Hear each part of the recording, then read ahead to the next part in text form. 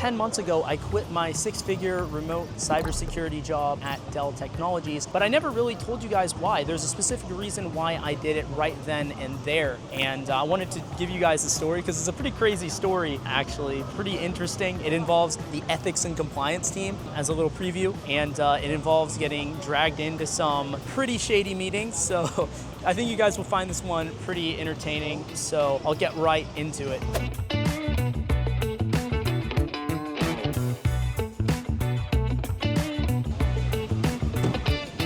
All right, so, and by the way, if you haven't seen that video where I talk about how I sold everything I owned and moved to Bangkok, Thailand, definitely check that one out. I'll link it in the cards on this video. But let's just get right into it. Why did I decide to do it right then and there? Well, if we rewind back to about March of last year, March 2024, I remember at work I randomly get this meeting invite, and all it says is ethics and compliance team. And I click down in the description, so I'm like, well, what's this about? I have no idea. And it just says, do not tell anyone about this meeting, not even your manager, no one. And I was like, okay, I had like a weird feeling about it already, like they're gonna drag me into something, maybe it has to do with my YouTube channel. I had this suspicion, but anyways, I joined this call, and it's just me and 2 people from the ethics and compliance team, and it was like an hour-long meeting, and they were just grilling me. It was like, I felt like I was in an interrogation room, essentially. And the way they phrased it was this: they're like, so tell me, what do you know about blah, blah, blah, blah, blah policy at Dell? And so I would tell them my familiarity with whatever the policy was. And then they would say, this was their formula, right? After that, they would say, well, do you feel like there was ever a time where you might have violated that policy? And if I said no, they had like the screen pulled up already to bring up something about my YouTube channel or my website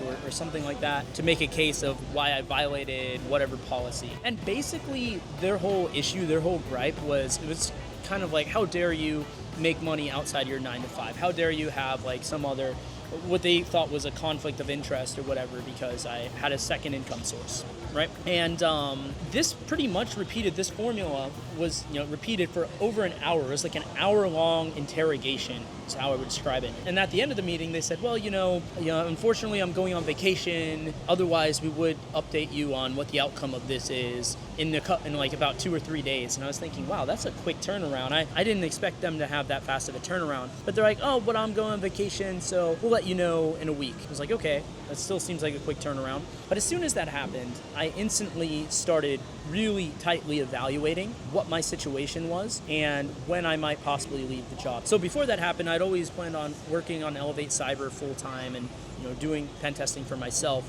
And I had a timeline to make that happen of February 2025. So the current month, this is when I was gonna quit my job. If none of that stuff happened, I would have quit my job this month to pursue this. But when that happened, when I got dragged into that really accelerated the timeline. And so I set some targets. I said, hey, if I can achieve this, this, and this, then I know I'd be in a good spot where I can reliably quit this job and go into what I want to do full time. I had planned to move to Asia, planned to move to Thailand. I'd already talked to one of my friends that has lived here for a while, and I had a consult with him and everything, and I was starting to plan out. I was gonna, go on a trip here, take some time off from my 9 to 5 and come here and see if I liked it. First, I was gonna do that scouting trip in November. It would have originally been November of 2024.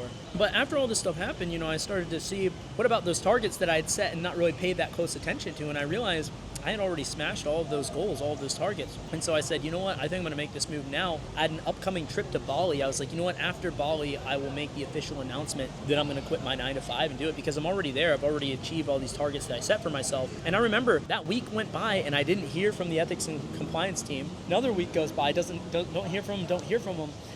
Fast forward it was like a month and a half later until I actually heard back from them. And this was like right as I got back from Bali, and I was going to give the announcement anyways. And they're like, "Oh, good news! You don't have to. There's nothing that's going to happen. You just got to put your company information in the portal to show that you have like a second income source or whatever, and then you can continue doing what you're doing." And but I remember that those meetings were really, they just rubbed me the wrong way. They were interrogating me. They had like clips of my YouTube pulled up, and they had like my website, and it was like, "Oh well, there's a conflict of interest And they were talking about like the other creators that I worked with. They're like, what's your affiliation with this guy or with that guy? I'm like, no affiliation really. I've made some collaborative videos with people a while back on my channel at this point. Oh yeah, and there was one other thing that I forgot to mention. There was a second meeting with the ethics and compliance team where they brought in some cybersecurity guy. I'm not sure what team he was on, but it was something in the cybersecurity organization. And they were trying to make the claim that I only work about 10 minutes per day.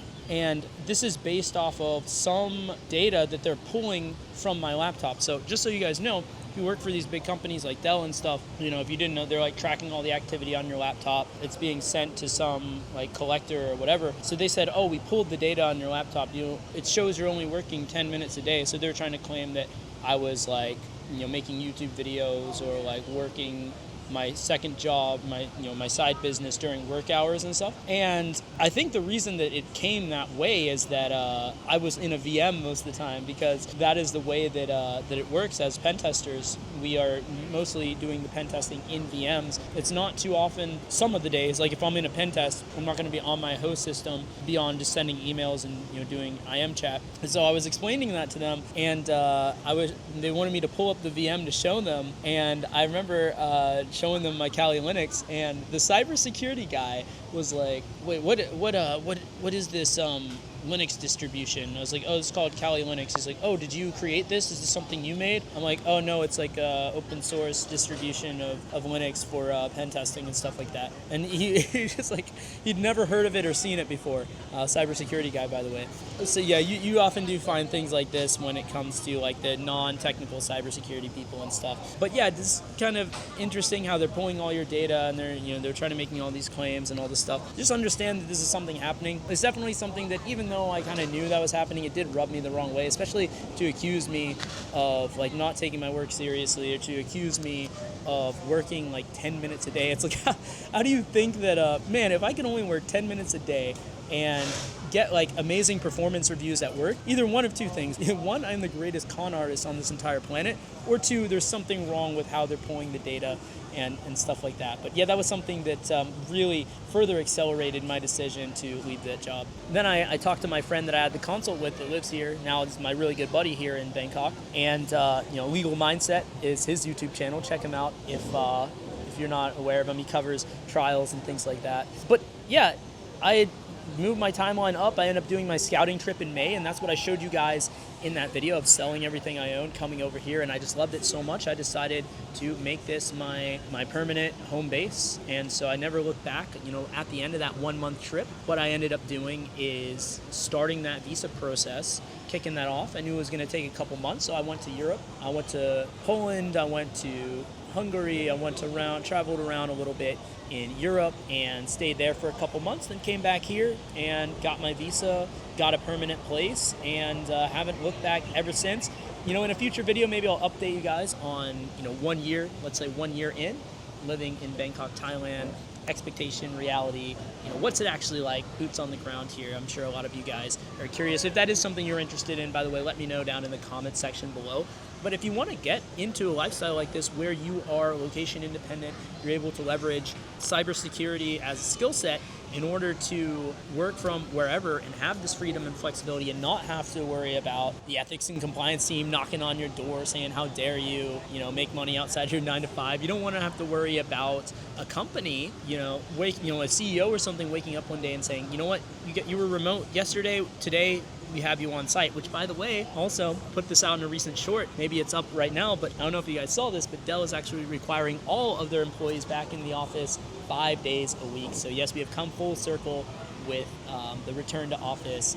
It turns out, all of that stuff, that was the writing on the wall when they said hybrid policy. That was a stepping stone for a full-on return to office 5 days per week. And they piloted that with the sales team. Now that is everyone. They're all required to do that. And this is why it's so important to have a skill set that you can do independently of a 9 to 5 job if you want to. Just to have that optionality is nice.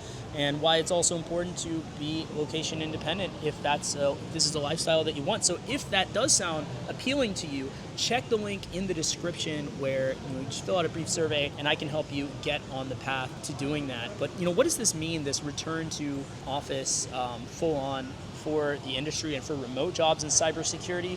That's something I'd like to make a video on in the future. Let me know if that's something that you're interested in, because I think that has a lot of ramifications. But just so not everyone's like freaking out right now, let me just say I have helped multiple people get full-on remote jobs within even the last month or two. So they still are out there, but definitely act quickly, take advantage of this. More companies are probably going to start trending in that direction. You know, it started with Amazon. Now you're seeing Dell. This is going to be big news here pretty soon. I don't know how in the public eye and the public awareness this is right now, but they're going to be talking about it soon if they haven't already, with Dell making that mandate, and you're going to see more companies do this as well. But you know, there's going to be still remote opportunities out there, and there are right now, I can tell you that for a fact. So definitely get on it, start applying, and if you need some guidance, like I said, if you need some mentorship to give you that extra advantage, because it is tough in 2025, definitely check the link in the description below. I'll see you guys in the next video. Comment down below if there's any questions that you have for me about this journey, the story, or whatever. You know, let me know, and it always helps me to make better content for you guys. I'll see you in the next one.